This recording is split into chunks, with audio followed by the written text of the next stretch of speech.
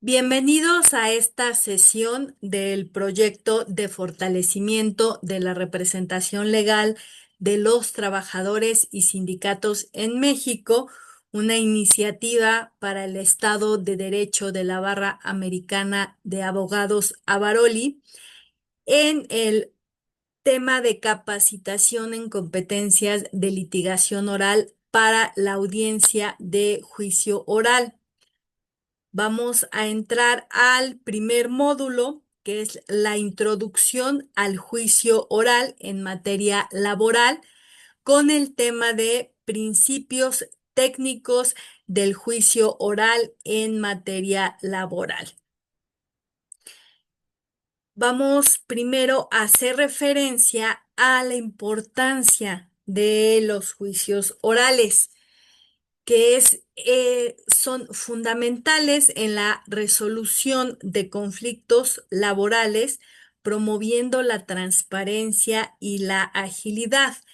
En nuestra materia en Derecho del Trabajo tenemos esta preponderancia de la oralidad desde que surge el derecho del trabajo en atención a esta necesidad de que se resuelvan de forma más rápida y eficiente los conflictos para los trabajadores y que no deriven en un conflicto o en un problema mayor que afecte no solamente al trabajador, sino a su familia, cuando el trabajador es el único sostén económico de su familia, y de ahí también tengamos un conflicto social.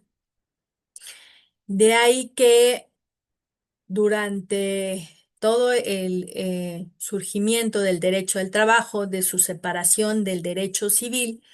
tenemos esta preponderancia oral. También la vemos reflejada en el surgimiento de las juntas de conciliación y arbitraje, que se encuadraron en esta figura de la conciliación y el arbitraje para que el trabajador tuviera un acceso más rápido, flexible y pronto a la justicia social.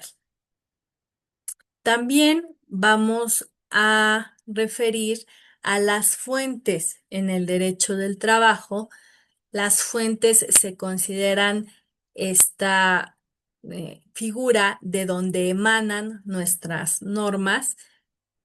y que dentro de las fuentes en derecho del trabajo tenemos a la ley o a las normas, como mencionaba, pero además tenemos a los principios en los juicios orales. Igual también está la costumbre, los contratos colectivos, los contratos ley. Dentro de estos principios que encontramos en las fuentes de derecho del trabajo, hay distintas acepciones de doctrinarios de los principales o de los clásicos que tenemos, como el maestro Demófilo de Buen, quien fue de los españoles que llegaron a nuestro país por motivo de la dictadura en España, y que fueron aquí bien recibidos por la Universidad Nacional Autónoma de México, en donde dieron sus cátedras y también nos proporcionaron, por ejemplo, en nuestra materia, una doctrina respecto a diferentes temas, como es el caso de los principios en los juicios orales. Y el maestro Demófilo de Buen consideró que son los inspiradores del derecho positivo, en virtud de los cuales el juez puede dar solución como si el mismo legislador resolviera y estuviera ahí presente. Es decir, va más allá de lo que la ley establece. Se va al motivo del por qué el legislador normó o estableció esa ley de determinada forma. También tenemos a otro autor, Alinio Rodríguez Arias Bustamante. Él define a los principios como las ideas fundamentales informadoras de la organización jurídica de la nación. Hay un economista inglés que se va más a la consideración de lo que es la justicia social, y para él la justicia social tiene que ver o está muy relacionada con si hay poco tiempo, si hay una crisis inminente. La justicia social puede equivaler a alimentos, a vivienda, a ropa. Y si la situación no es tan grave, la justicia social significa reforma de la estructura económica y educación para todos.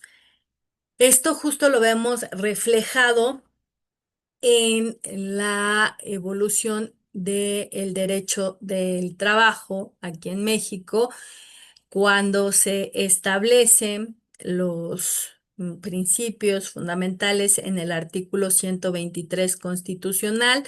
Tenemos normas referentes al salario, a una jornada máxima, y todas las garantías que se buscaron que tuviera el trabajador plasmadas en la Constitución para que así no fueran violados estos derechos de los operarios, y que ya se habían contemplado en legislaciones anteriores, pero que el constituyente en ese momento consideró que si lo plasmaban en la Constitución iba a ser menos probable que se violaran estos derechos. Después evolucionan o bueno, se regula ya en 1931 en la Ley Federal del Trabajo, y en las posteriores reformas a la Ley Federal del Trabajo de 1970, de las más significativas, y 2012, se incluyen estos conceptos respecto a, por ejemplo, capacitación, que va ya también mayores derechos en cuanto a seguridad social, y la parte también de en algunas otras modalidades de trabajo. Entonces vemos que sí es cierto lo que nos comenta este economista inglés respecto a que en el contexto histórico que surgió la Constitución de 1917, prevaleció el regular y el cubrir estas necesidades sobre alimentos y vivienda y ropa para los trabajadores, bueno, más alimentos y vivienda. Y en su caso, ya con las reformas posteriores, y que se aprecia otra estructura económica en México, se va buscando legislar e incluir la parte de educación para todos, y de unos de los puntos que hagan mayor referencia a cambiar la estructura como manifestación de la justicia social. Ahora, también vamos a mencionar a Jacques Maritain, que es citado por Luis Recasens Siches, otro de los autores españoles refugiados en nuestro país por la dictadura española. Y se trata él considera que los principios se tratan del derecho a un salario justo, porque el trabajo del hombre no es una mercancía sometida a la simple ley de la oferta y la demanda. Considera que el salario debe suministrar los medios para la vida del trabajador y de su familia a un nivel de existencia suficientemente humano en relación con las condiciones normales de una determinada sociedad. Aquí destacamos varios elementos como el derecho a un salario justo, que en esa época en la que el autor nos da esta definición, en la mayoría de los hogares era un trabajador el que tenía esta función de ser el sostén económico de toda su familia. Actualmente ha cambiado y ya varios miembros de la familia tienen que trabajar para poder tener una vida decorosa. También en algún momento hubo teorías que consideraban al trabajo del hombre como una mercancía. Actualmente y desde esa época ya se había pronunciado que la fuerza de trabajo con la que cuenta el operario no es una mercancía, es un medio para que obtenga medios, para que obtenga una vida digna para él y para su familia en relación con las condiciones normales de una sociedad. Y por último, el maestro Néstor de Buen, en su obra Derecho del Trabajo, considera que el concepto de justicia social se presentará en los principios, en específico en los artículos segundo y 17 relativo a las fuentes de trabajo, tratando de presentarla como el modo especial de ser de la justicia del trabajo. Aquí observamos la vinculación entre los principios del derecho del trabajo con la justicia social, con la justicia del trabajo. Siempre van a estar relacionados y que los vemos reflejados ya en específico en la Ley Federal del Trabajo, en los artículos segundo y 17. El segundo, que específicamente establece que las normas del trabajo tienden a conseguir el equilibrio entre los factores de la producción y la justicia social, así como propiciar el trabajo digno o decente en todas las relaciones laborales. Destacamos que las normas de derecho del trabajo sí son protectoras de los trabajadores, pero en relación a este concepto que tienden a conseguir el equilibrio entre los factores de la producción. Ese es el principal objetivo de las normas del trabajo. Y para conseguir este equilibrio entre los trabajadores y entre quienes detentan los medios de producción, hay normas que protegen a los trabajadores, pero también no debemos dejar a un lado que esa protección está dentro del marco en el que no se perjudique o no se menoscaben los derechos de los empleadores. Ahí es en donde está el equilibrio.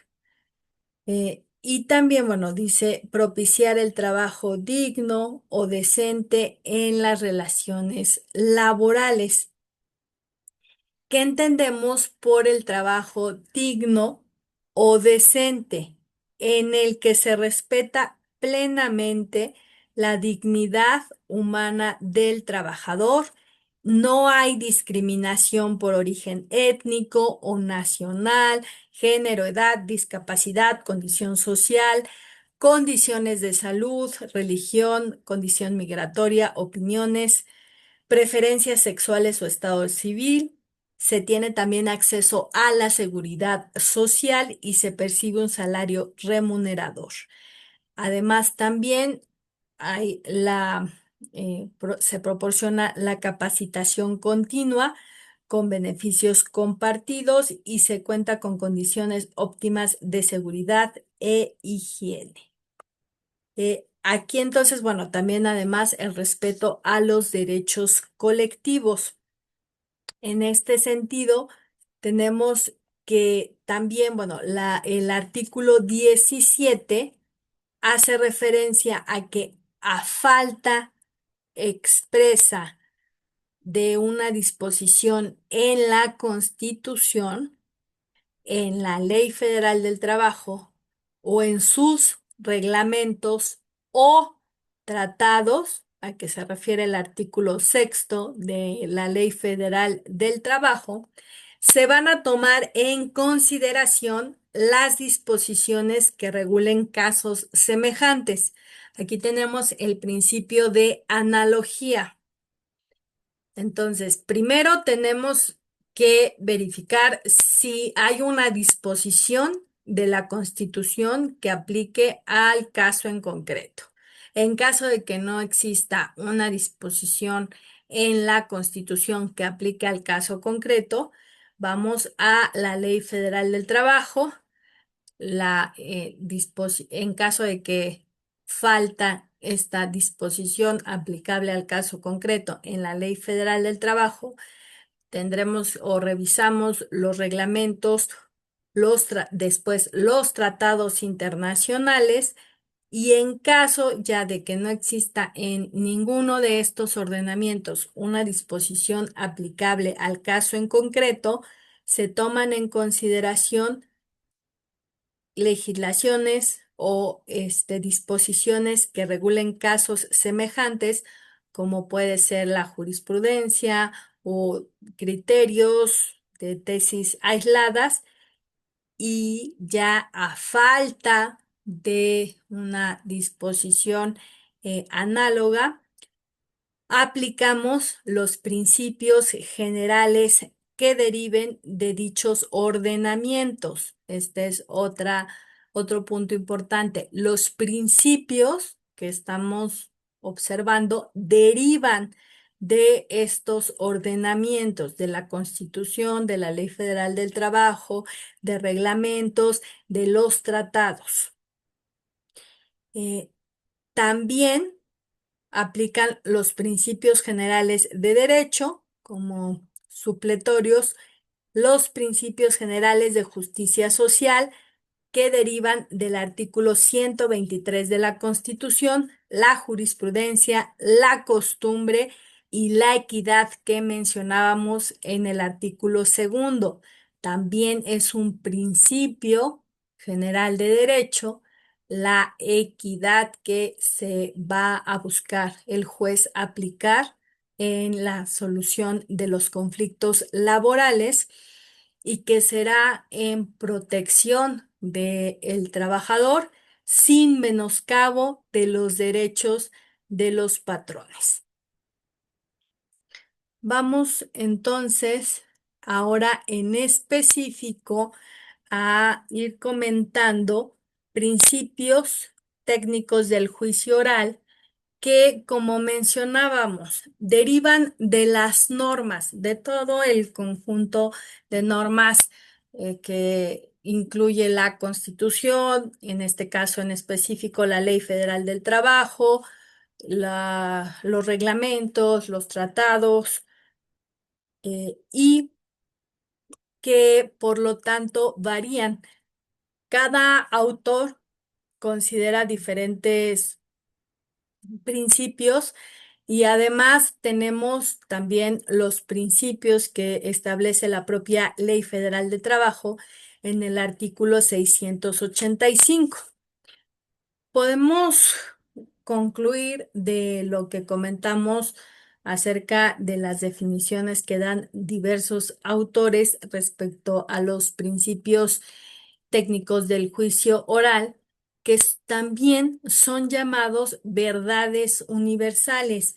que regulan el derecho positivo en materia laboral y que sirven para regular el actuar de las autoridades jurisdiccionales en materia del trabajo y que están también plasmados en el artículo 685 de la ley. Entonces, en materia o aplicable a los jueces o a las autoridades jurisdiccionales, ellos están obligados a respetar y a aplicar estos principios en la solución de los conflictos laborales. De igual forma, los abogados postulantes tenemos estos principios para que también en caso de duda en en un conflicto laboral, podamos aplicar también estos principios en los planteamientos que se hagan para la defensa de los derechos de un trabajador. Primero tenemos el principio de inmediación procesal. Un poco de historia respecto a este principio. Ya lo teníamos establecido en la Ley Federal del Trabajo antes de la reforma de 2019. Sin embargo, no, en la práctica no teníamos esta representación que antes de la reforma era tripartita. Era el representante del gobierno, el representante de los patrones y el representante de los trabajadores, quienes tendrían que cumplir este principio de inmediación procesal. Entonces, en la práctica se acostumbró ya que únicamente estaba presente y en algunas ocasiones el representante del gobierno. Entonces, en la realidad no tenía aplicación este principio de inmediación procesal y el representante del gobierno era prácticamente quien resolvía basado o bueno, en los dictaminadores, basados en las actuaciones que se encontraban en el expediente. Ujú. Y esto pues daba un determinada pues aplicación del derecho sin que hubiera un contacto directo o esta intervención directa de la autoridad en el juicio. Y de igual forma, las autoridades de amparo también únicamente resolvían o actualmente también resuelven con las constancias que se tienen en el expediente. Ahora ya con el, eh, la, la reforma, laboral, bueno, se tiene este principio de que el juez debe de estar presente en todo momento en la audiencia de juicio. Entonces, la inmediación procesal la vamos a limitar a toda actuación de las partes, realizarse ante el juez que conoció desde un inicio del juicio. Esta inmediación procesal también se buscó que se respetara en la reforma, por lo cual todos los juicios que iniciaron antes de la reforma laboral de 2019 lo sigue conociendo las juntas de conciliación y arbitraje. Y posterior a la reforma, todas las actuaciones de las partes que iniciaron ante un tribunal, es el tribunal quien va a continuar con el conocimiento de estos juicios. Y el principio de inmediatez decía que consiste ya en que el juez está presente en todas las audiencias de juicio y que va a estar también teniendo una participación más activa, realizando esta función que siempre ya ha tenido, pero que no llevaba a la práctica, de que en ocasiones requiere de más pruebas para allegarse de la verdad y entonces ordena que se lleven a cabo más pruebas o realiza más preguntas o posiciones a la parte trabajadora o a la parte empleadora con la finalidad de justo tener mayores elementos y resolver de mejor forma. También tenemos este principio de continuidad. La continuidad hace referencia a que las audiencias en el juicio se lleven a cabo sin interrupciones o diferimientos. Por ello, desde la reforma de 2012 a la ley de la materia, se suprimió el diferimiento de la audiencia por la celebración de pláticas conciliatorias. Actualmente también como función del juez se encuentra esta, eh, esta opción, o bueno, esta más bien obligación de que inste a las partes a solucionar su conflicto a través de la conciliación, por lo cual formalmente debe de suspenderse la grabación de la audiencia porque uno de los principios de la conciliación es la confidencialidad y ahí preguntarles a las partes qué opciones tienen para solucionar su conflicto a través de la conciliación, que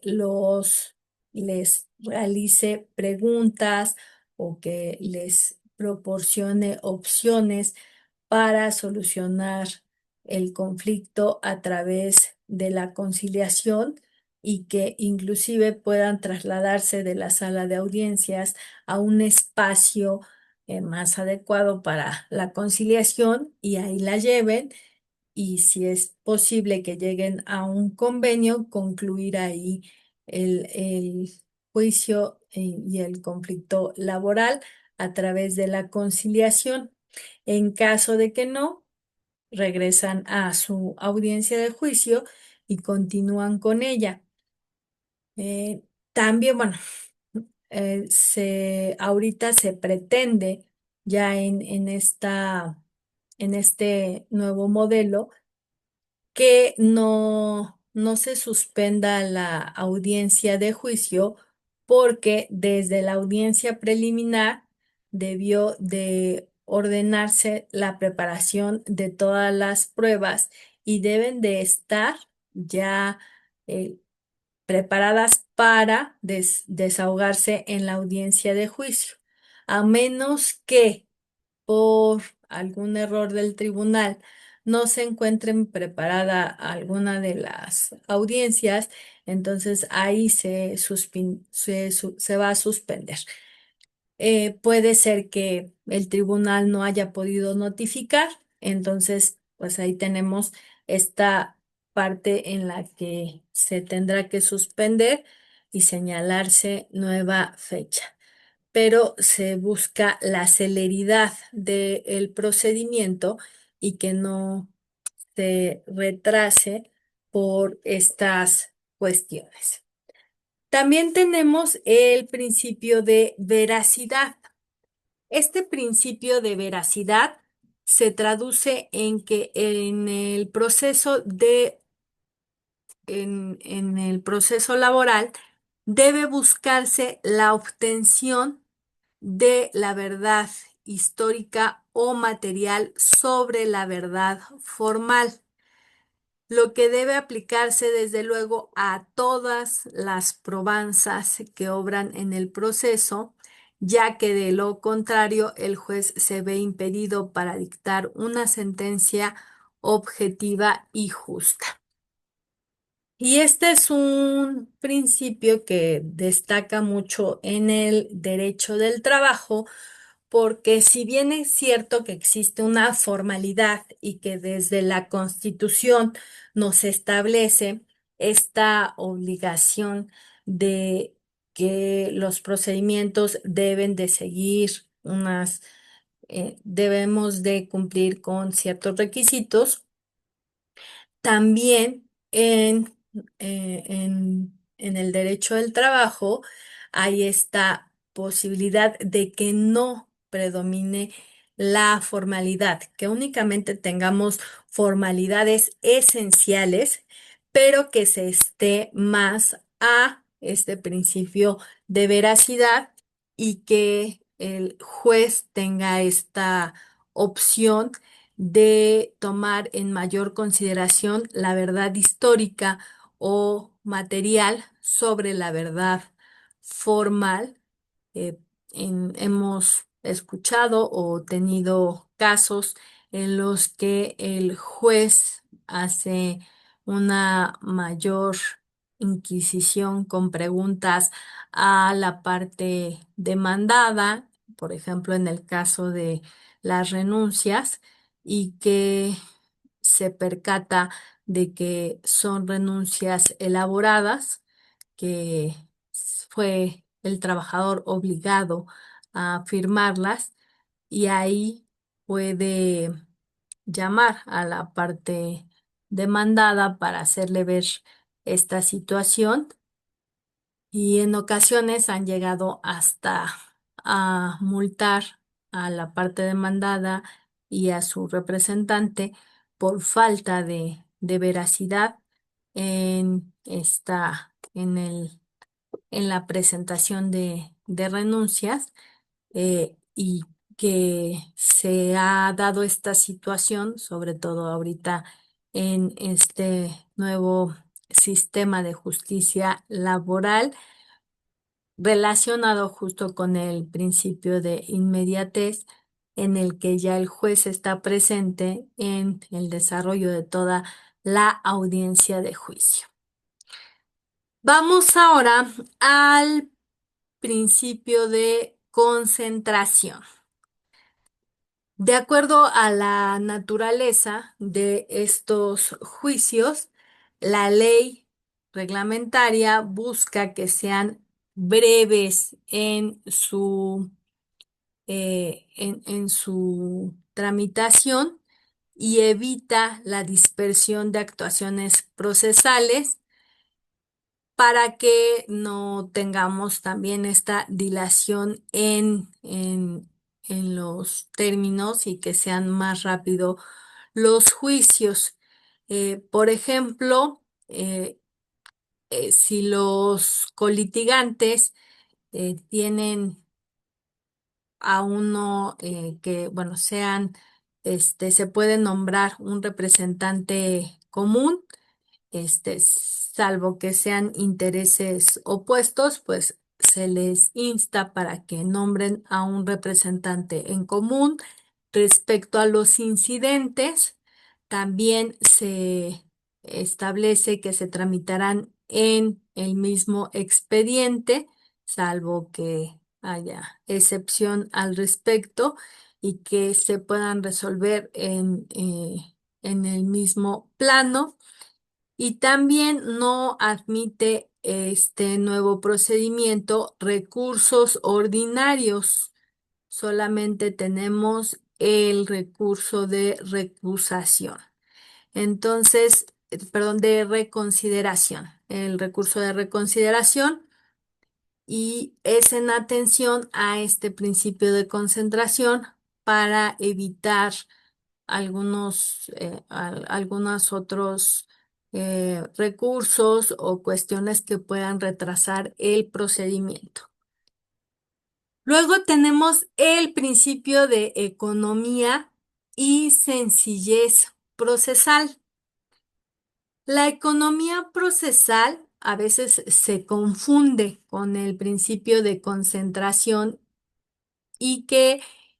tiene implicaciones, más bien aquí el de economía, son implicaciones patrimoniales, y promueve o pretende el ahorro de cualquier gasto innecesario en el juicio. También busca esta simplificación de la que hemos estado hablando y que redunda o que tiene como consecuencias la parte de hacer más breve el procedimiento y que al simplificarse por medio de la oralidad y de la concentración, también se disminuya el gasto que ocasiona. Al final también el tiempo es dinero y hay que, bueno, se busca en general que se reduzca esta, estos gastos que pudieran erogarse en el procedimiento. La sencillez procesal va, encaminada a que en las comparecencias, los escritos, promociones o alegaciones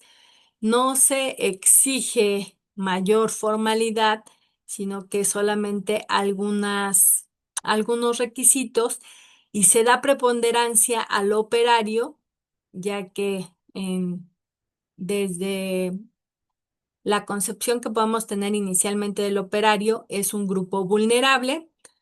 en sí, además de que le podemos sumar si se trata de mujeres embarazadas o de menores, pues aumenta esta consideración de que son grupos vulnerables y entonces están frente a una desventaja ante el patrón, una desventaja económica y jurídica, y por eso desde el inicio del derecho laboral se buscó que el procedimiento estuviera libre de todo tecnicismo jurídico. Así tenemos, por ejemplo, el artículo 687 que establece ausencia de formalismos y solamente señalar los petitorios, por ejemplo, sin fundamento. Ahora vamos al principio dispositivo o a instancia de parte. Aquí la consideración es que únicamente la autoridad judicial puede llevar a cabo el procedimiento cuando lo solicita la parte, por lo general, el trabajador, eh, por la interposición de su demanda o la autoridad administrativa, los centros de conciliación, cuando cuando el interesado realiza una solicitud de conciliación y que se encuentran impedidos o se encuentran impedidas estas autoridades para actuar de mutuo propio sin que tengan una solicitud o una demanda en su caso. También hace referencia a que hay un interés jurídico y procesal que deben de tener las partes o sus representantes ya cuando está el procedimiento para que continúe el proceso, para impulsar el proceso y para que el Estado intervenga a través de este poder jurisdiccional. Es necesario que se tenga esta instancia o promoción de los interesados que consideren lesionados sus derechos laborales. Por lo tanto, el tribunal no puede actuar de oficio. Se necesita la solicitud o la demanda de parte interesada. Una vez ya iniciado el procedimiento, se considera que es inquisitivo porque las autoridades laborales tienen la obligación del impulso oficioso. Por ejemplo, tenemos el artículo 771 que establece que la autoridad tiene la obligación de que se notifique, por ejemplo, al trabajador en el caso de que esté próximo a operar la caducidad de la instancia. También, por ejemplo, tenemos el artículo 784 de la Ley Federal del Trabajo, que requiere al patrón que exhiba documentos probatorios y que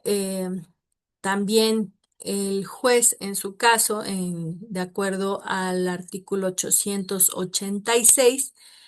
eh, lleve a cabo las diligencias para mejor proveer. Decíamos que también esta facultad se relaciona con el principio de inmediatez, en el que cuando el juez está presente en la audiencia de juicio, tiene esta facultad y siempre la ha tenido, pero no la ejercían en el sistema anterior, tiene esta facultad de exigir diligencias para mejor proveer y allegarse de más elementos para resolver de mejor forma. De igual forma, tenemos este principio de suplencia de la queja o subsanador. Aquí la ley crea una tutela especial con este principio, ya que en el caso que se advierta una demanda instaurada por el trabajador y que esté incompleta, o que si son incongruentes las prestaciones con los hechos, el tribunal va a subsanar en el momento de su admisión, sin que implique que la autoridad se convierta en la redactora de la promoción. Más bien va en el sentido de advertir cualquier revocación a sus acuerdos y de que no se espere hasta pronunciar sentencia.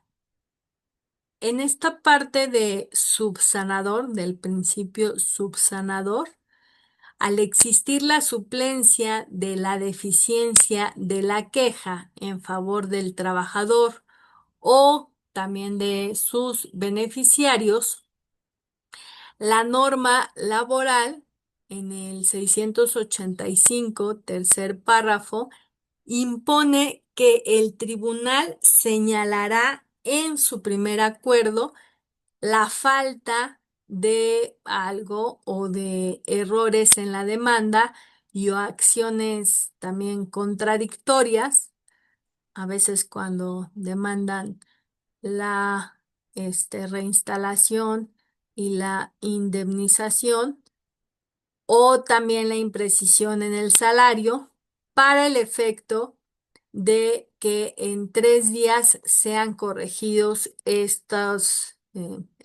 faltas o abstenciones por la parte actora. Aquí, a diferencia de la materia civil, el juzgador no debe únicamente sujetarse a las prestaciones manifestadas en el escrito inicial, sino que debe subsanar las omisiones o irregularidades, previniendo al actor para que la demanda sea corregida. Y aquí también es importante destacar que esta suplencia o subsanador es, como el nombre nos los indica, es suplir, no es el introducir nuevas prestaciones o el que se agreguen nuevas sin que exista una base para el juzgador que va a hacer las pruebas que ya exhibió la parte actora, o sea, esta suplencia o el subsanar, lo va a hacer con base a los hechos que ya ha manifestado el trabajador o a las pruebas que ya se tienen en el procedimiento. También tenemos los principios de gratuidad. Este principio de gratuidad hace referencia a que todas las actuaciones son gratuitas, es decir, ya el juez y los funcionarios tienen una remuneración que les proporciona el, el tribunal y que no va a implicar un pago de las partes a a estos servidores públicos, sino que el Estado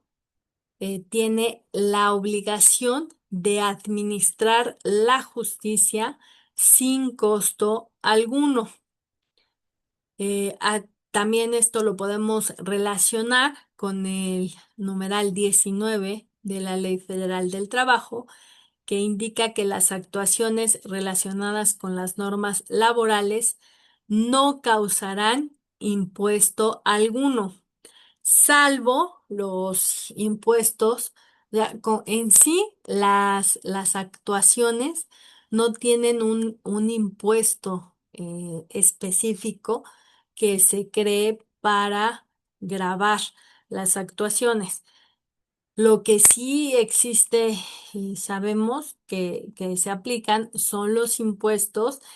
que tiene ya que cubrir por ejemplo, el patrón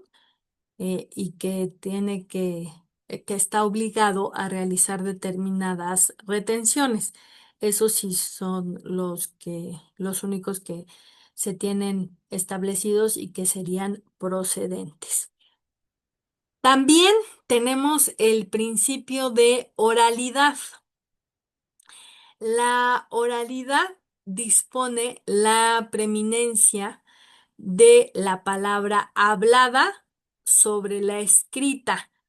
Es decir, tenemos ya, como mencionaba al principio, la preponderancia de la oralidad de esta parte hablada sobre la escrita. Preponderancia porque aún tenemos una etapa escrita, aunque también muchos tribunales ya están en una etapa de que todos los escritos son digitalizados y no tienen, son cero papel, no tienen expedientes en papel, eh, pero aún tenemos esta etapa escrita y ahora es preponderantemente hablada, oral. Eh, por ello, en el artículo 713 se menciona que las audiencias requerirán la presencia física de las partes o de quien los represente, sin menoscabo de que se deje constancia escrita y en muchas de las ocasiones para abreviar o economizar el proceso se utilizan, por ejemplo, estos medios de la tecnología para que eh, se, se digitalice esta etapa escrita y únicamente también se tenga grabaciones de la etapa oral y entonces ya no hay estos expedientes en forma física que de cierta forma pues sí ocupan espacio, es un también gasto de papel y de almacenamiento de ese papel y de manipulación de los expedientes.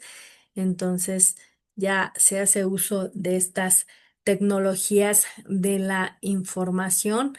para tenerlo, esta etapa escrita, ya digitalizada y la preponderancia de la oralidad, que es también el tema de toda esta reforma y de estos cursos en los que se ven técnicas para mejorar ya no solamente el argumento, que sea un argumento lógico, que sea un argumento verdadero, que esté adecuadamente fundado, motivado, que tenga esta secuencia lógica, sino que también se le da más importancia a la forma en la que vamos a expresar ese argumento, a la oralidad, y que sea tendiente a persuadir a la autoridad, a persuadir porque es un argumento eh, lógicamente adecuado, que sigue las reglas de la lógica, que también es jurídicamente, sigue esta estructura, que está fundamentado, que es verdadero, o sea, que se adecua a la realidad y que lo vamos a expresar de la forma adecuada, con todas los tipos de lenguaje que tenemos, que es, además de las palabras que decimos, es el lenguaje corporal, el tono de la voz, el volumen, el ritmo, los gestos, todo esto va a conformar una oralidad adecuada que en, en lógica o en filosofía es la retórica, es el buen decir de este argumento y que lo vemos plasmado en este principio de oralidad que ya lo tenemos en este nuevo procedimiento y esta nueva justicia laboral. Vamos también ahora al principio conciliatorio. Este principio había mencionado que se incluyó en la reforma a la ley laboral, la ley de la materia en 2012, aunque desde el inicio, decía, del derecho del trabajo, se contempló esta figura para solucionar los conflictos laborales de forma más accesible para el trabajador, más rápida y también de una manera que sea de más preservación de las relaciones laborales y que no sea una terminación violenta o en la que lleve demasiado tiempo y que concluya con un ganador y un perdedor, sino que ambas partes cedan y lleguen a un punto de acuerdo. Así se establecieron las juntas de conciliación y arbitraje en su momento, y que durante todo el procedimiento había esta posibilidad de concluir el conflicto laboral de mejor forma a través de la conciliación y de que llegaran a un convenio. Inclusive también este principio rige antes de un procedimiento judicial, y había también una conciliación prejudicial o antes de juicio, en la que también podían llegar a un convenio y ratificarlo ante las juntas de conciliación y arbitraje. Actualmente, este principio conciliatorio lo tenemos primero como en la etapa prejudicial, la conciliación prejudicial obligatoria, es decir, como un requisito de procedibilidad para iniciar el juicio, y después tenemos también presente este principio conciliatorio durante el procedimiento, cuando la ley establece que el juez tiene la obligación de invitar a las partes en cualquier etapa del procedimiento a que puedan llegar a un acuerdo y que concluyan de esa forma su conflicto laboral. Aquí ya en el juicio este principio conciliatorio hace referencia a que con la figura de un tercero que es neutral e imparcial, las partes puedan volver a comunicarse y llegar a un acuerdo en el que establezcan un convenio conforme a sus intereses y a sus necesidades y no tanto conforme a una estrategia jurídica o a la valoración de pruebas y a una sentencia. Aquí en este principio, de acuerdo a este principio conciliatorio, la, también se van a seguir principios como el de imparcialidad, que en quien funja como conciliador en el juicio, ya sea una persona del juzgado o el juez, que idealmente no debería ser el juez porque justo se afectaría esta imparcialidad. Es decir, si no llegan a un acuerdo, ahí el juez ya tendría elementos que aportaron las partes en la conciliación, que son confidenciales, pero que pudieran influir en el dictado de la sentencia. Pero bueno, en la práctica, el juez llega a llevar las conciliaciones. También otro de los principios es el principio de neutralidad, es decir, que aquí es más referido a la persona que lleve la conciliación y que sus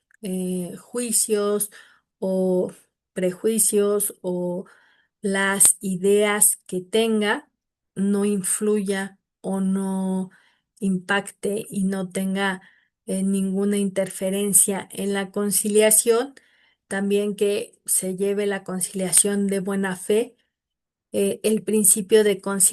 confidencialidad, que todo lo que se hable en la conciliación, ahí va a quedar y no va a tener ninguna injerencia en el juicio, ni va a poder ser utilizado en el juicio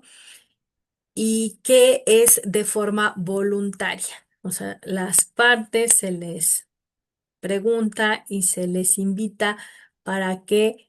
lleven a cabo esta conciliación y que contemplen esta posibilidad de un arreglo,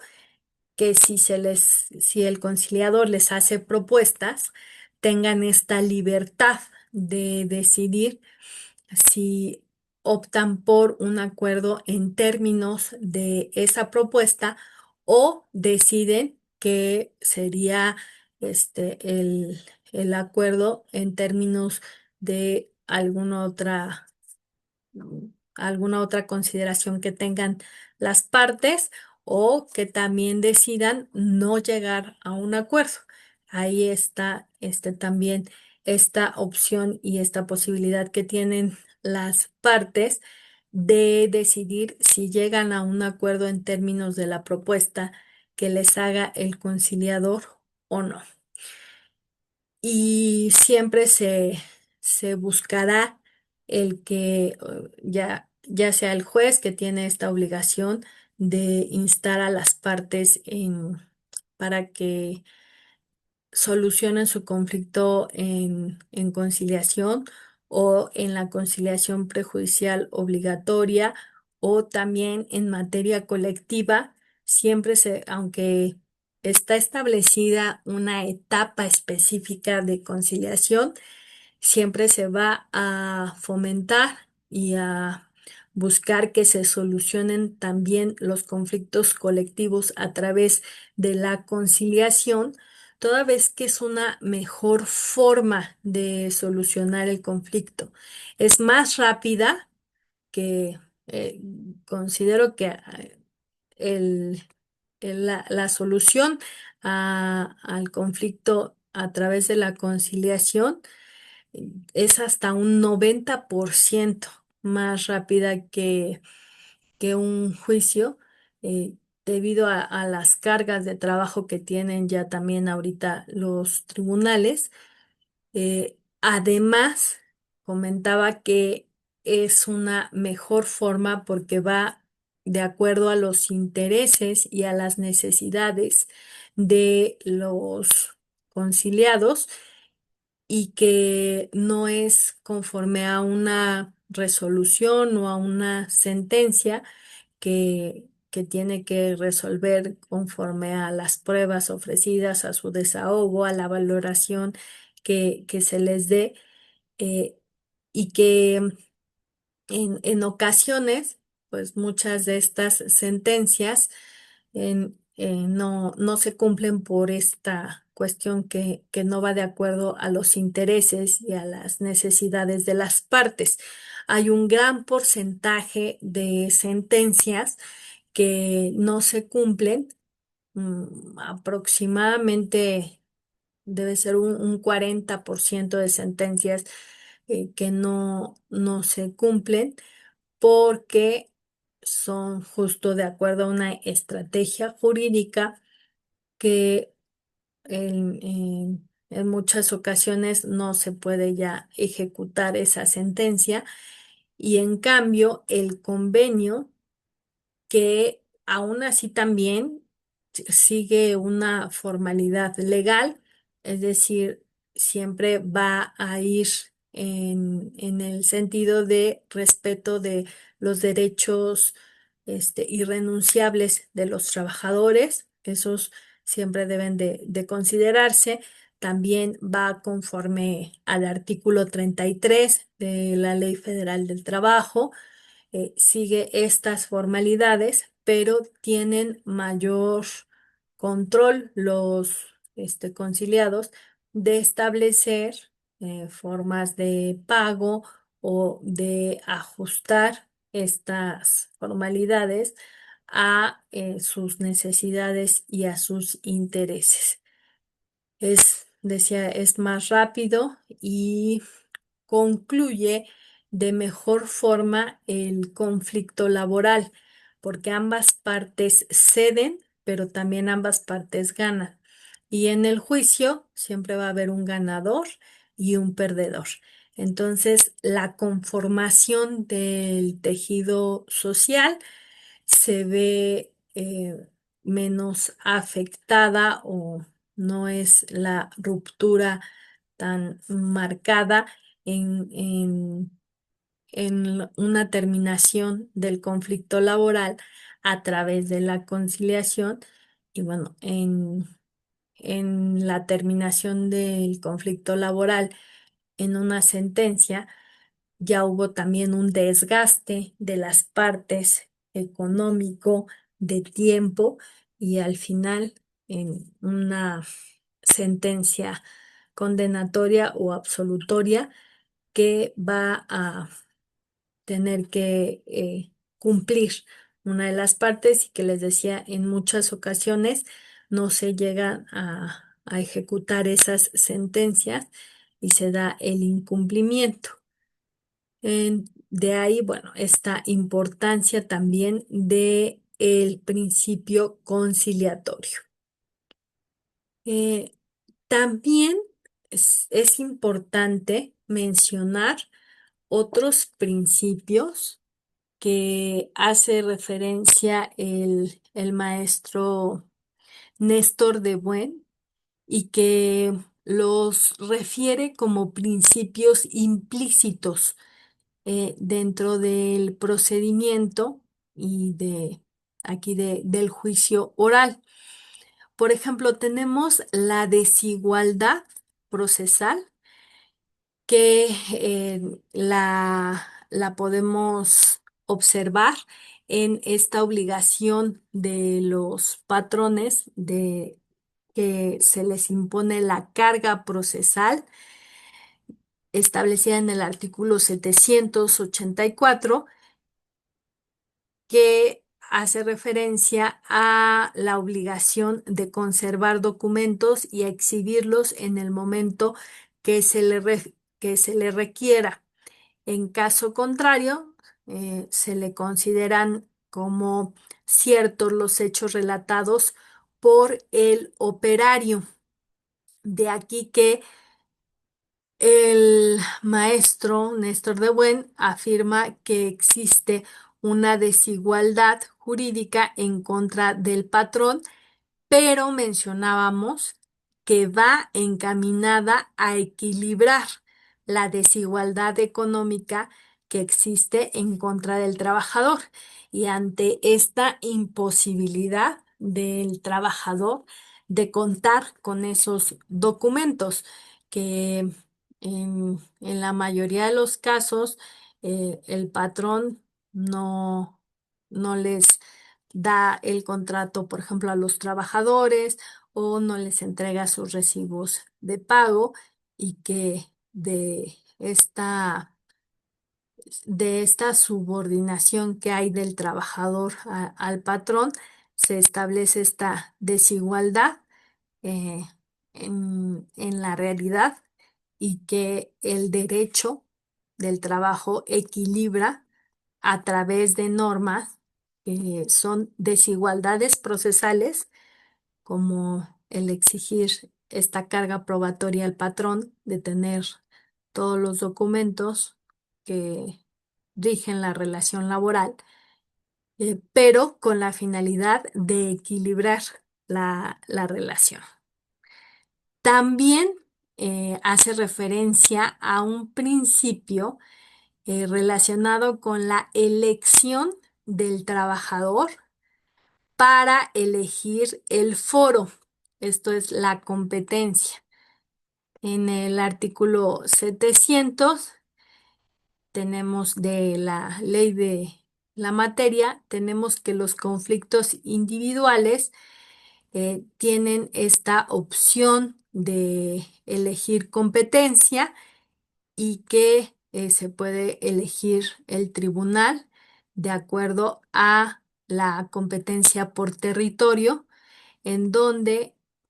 se puede elegir en el lugar en el que se haya celebrado el contrato del trabajo, o en el domicilio del demandado, o en el lugar en donde haya prestado sus servicios. Y en el caso de que se haya prestado en varios lugares, en el último de los lugares en donde se haya presentado. También va relacionado con la parte que mencionábamos de esta vulnerabilidad, o que se considera a los trabajadores como grupo vulnerable, y en atención a esto se da la posibilidad de que elijan el tribunal competente de acuerdo al territorio. Otro de los principios que trata el maestro Néstor de Buen es la preclusión procesal.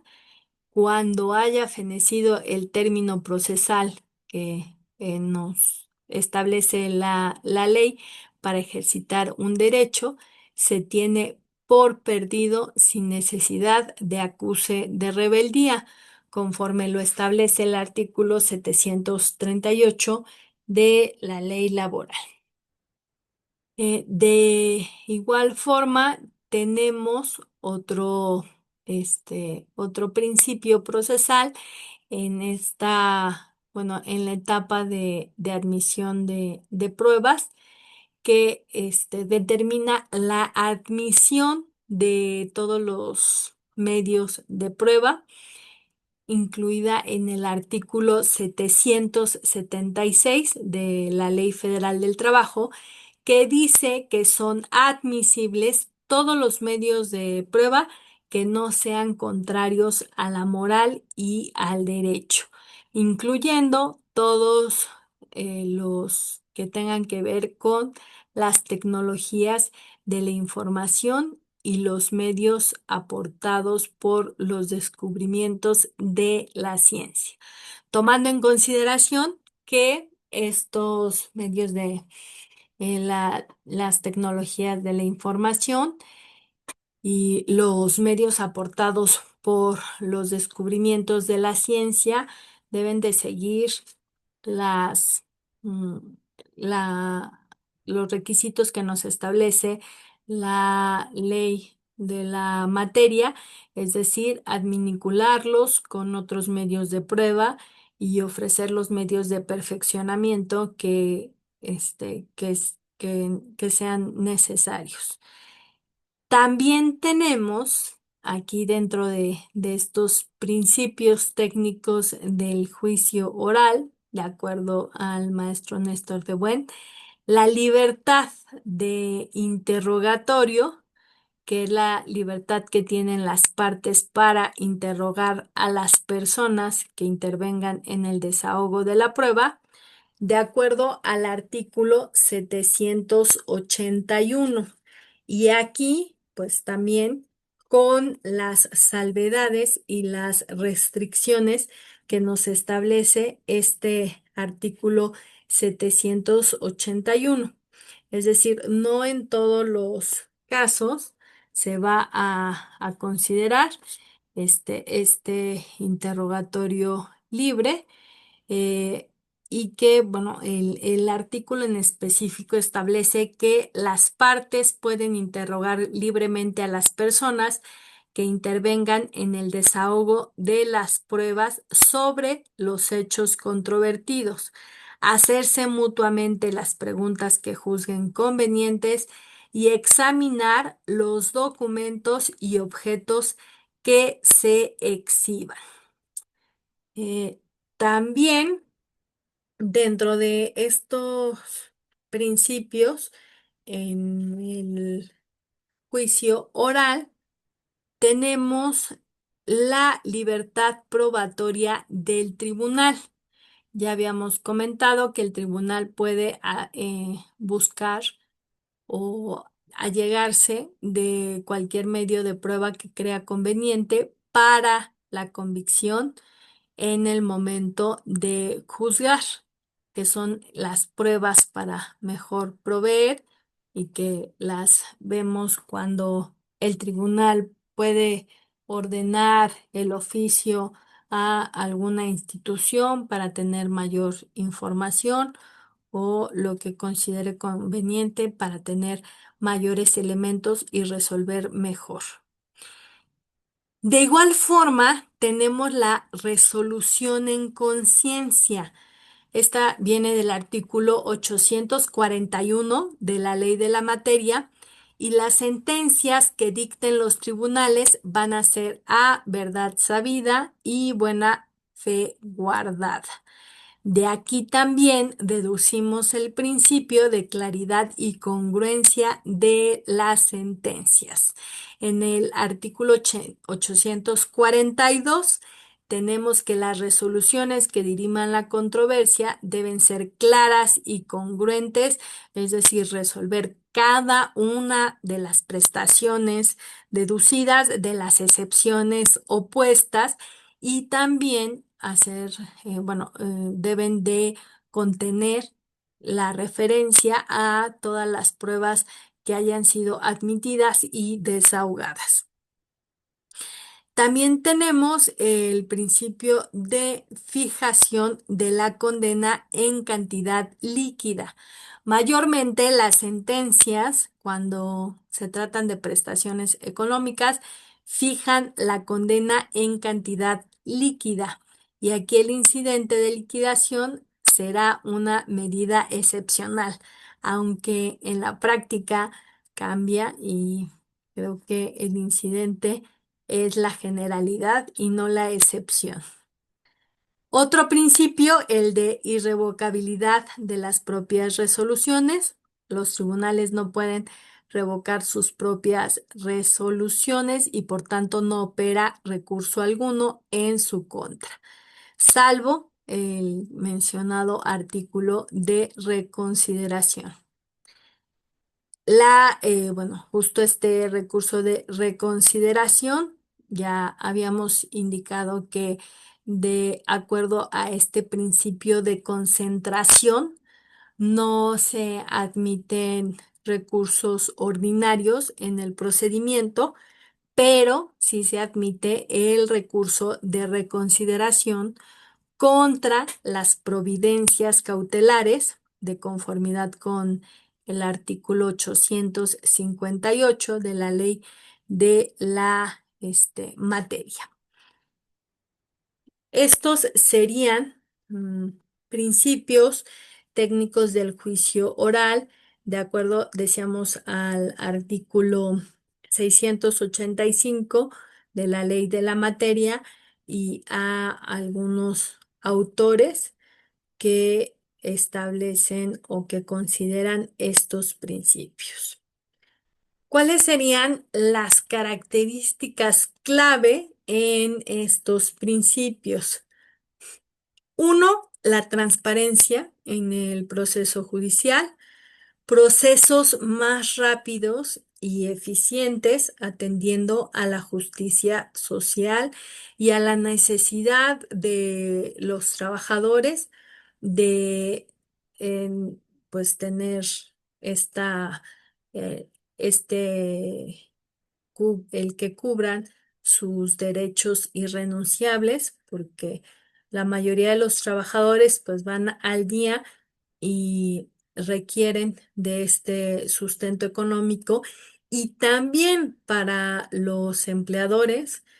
que están enfocados en la producción de riqueza y que tengan esta solución del conflicto laboral rápido y eficiente que les permita continuar en ese enfoque.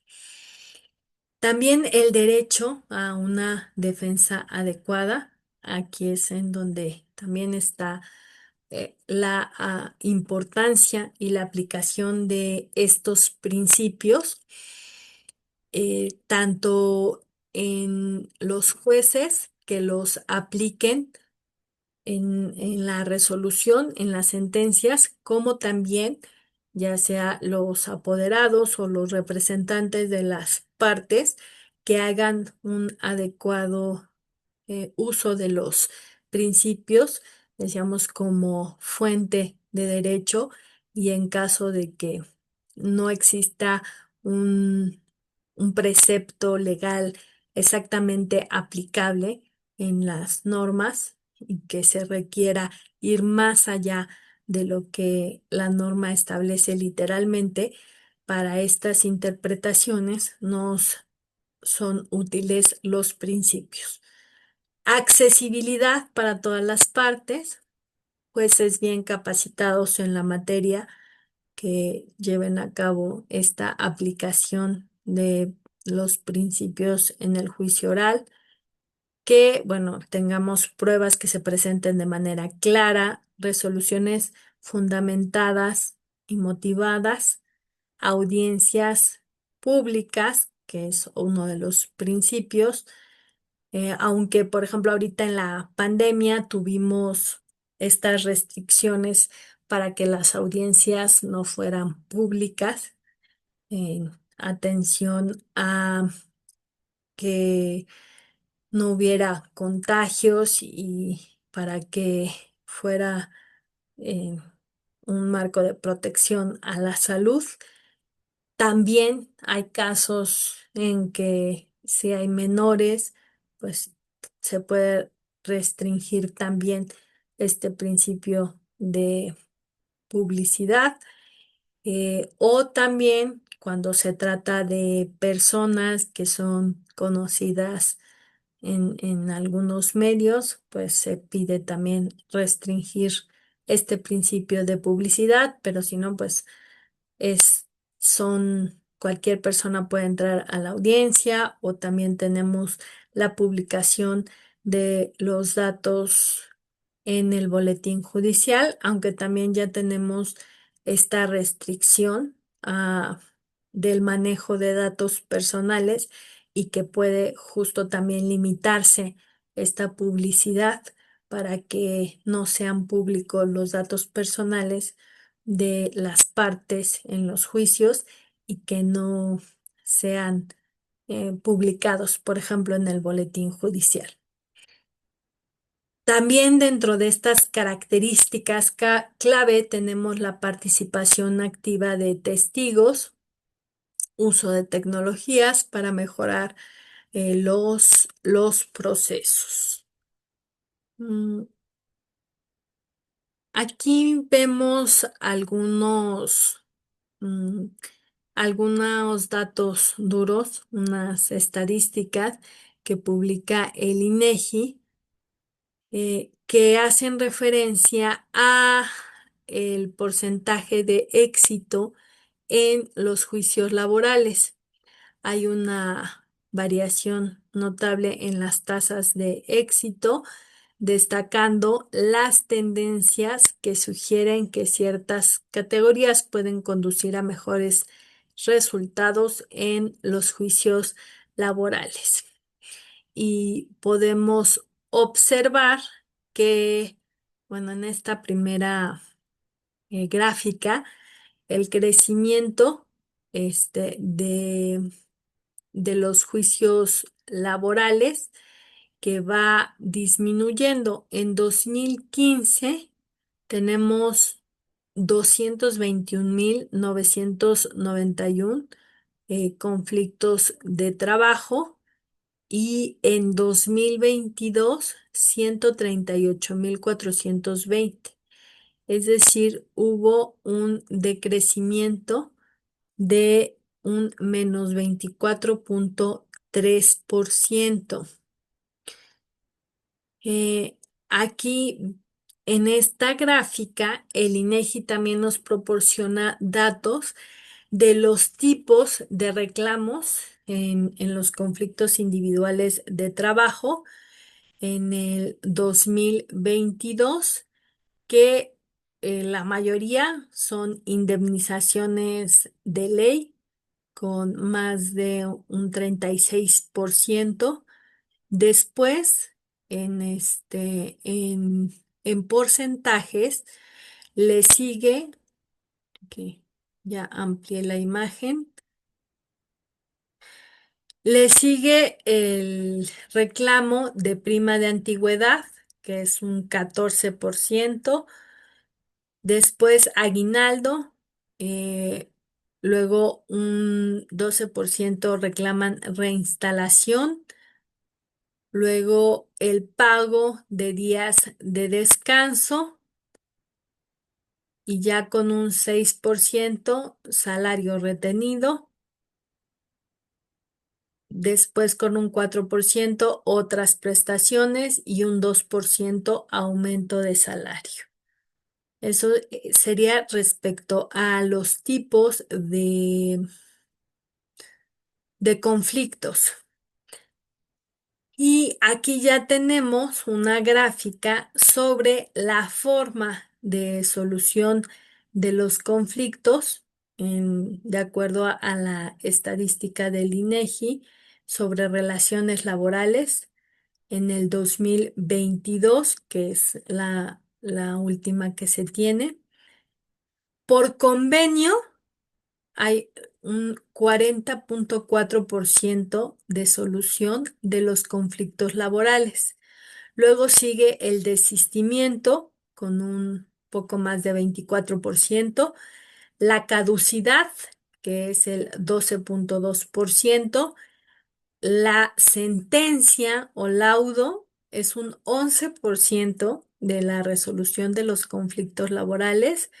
la incompetencia el 2,3% y otros un 9%. Aquí vemos entonces de los principios que destacamos durante la sesión, el principio conciliatorio bueno, en los convenios, o puede ser también negociación directa entre las partes en que sin la intervención del conciliador y que ellos negociaron y llegaron a un convenio, o con la intervención de un conciliador, ya sea en el centro de conciliación o en el tribunal, Es la mayor forma de resolución de conflictos. Es casi, bueno, es un poco más del 40% de los conflictos que se solucionan de acuerdo a este principio conciliatorio. De ahí ya viene el desistimiento, la caducidad,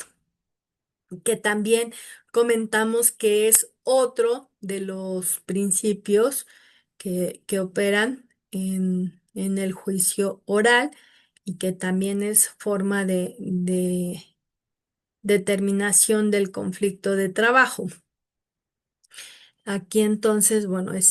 destacamos este, estas formas de solución de conflictos relacionadas con los principios que ya vimos. Mm, Y tenemos que, bueno, en estos porcentajes, el 75% de los trabajadores prefiere la conciliación.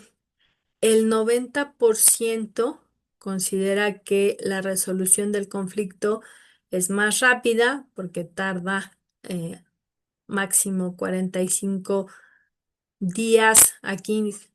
no son hábiles, son 45 días naturales. Corrijo,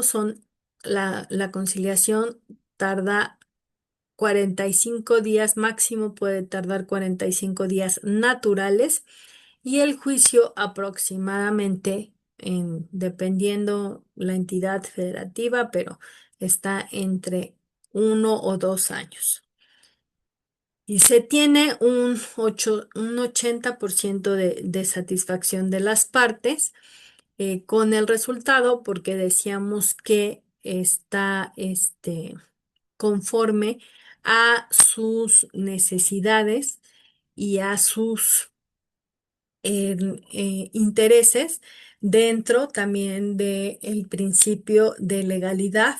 y de lo que de estas formalidades que comentábamos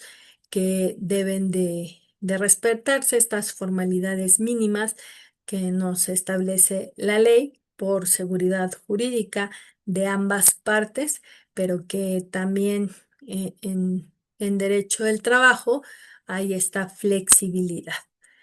Esto entonces sería respecto a los principios técnicos del juicio oral, en la parte en la que nuevamente destaco que son esenciales y son importantes en este juicio, que los consideran y que, bueno, son tomados en consideración por los jueces al resolver, que son esta guía, que es ir más allá de la letra de la norma y que es desentrañar qué quiso decir el legislador, que van muchas veces al contexto histórico, al contexto económico, al político, y que justo buscan esta adaptación de la norma al caso en concreto, que ante esta falta de aplicación literal de la norma, tenemos estos principios también en defensa de los trabajadores para hacerlos valer cuando exista una violación a, a alguno de ellos, y que los tengamos muy presentes y los consideremos para su defensa y para hacerlos valer también en cualquier violación a los derechos de los trabajadores. Les agradezco y con esto concluimos. Hasta luego.